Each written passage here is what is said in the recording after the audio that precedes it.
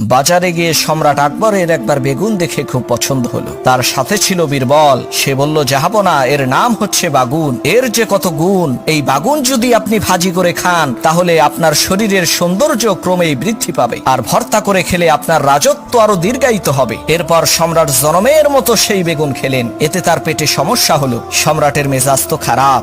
বীরবল বলল, জাহাপনা, আপনার মন খারাপ কেন? সম্রাট বলে, আরে বেটা, তুমি কি তরকারি খাওয়াইলা, পেটের ব্যথায় অস্থির হয়ে গেছি। বীরবল বলে, জাহাপনা, ওইটা কোনো তরকারি হইল নাকি? ওর নাম তো বেগুন, ওর তো কোনো গুণই নাই, আছে শুধু চুলকানি।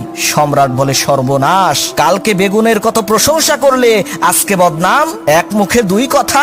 বীরবল বলে, জাহাপনা, কিছু মনে করবেন না, আমি তো আর বেগুনের চাকরি করি না, আমি করি জাহাপনার চাকরি। আপনি গতকালকে বেগুনকে ভালো বলেছেন, তাই আমিও ভালো বলেছি। আজকে আপনি খারাপ বলছেন, আমি কি ওই খারাপ জিনিসকে ভালো বলে কল্লা হারাবো নাকি?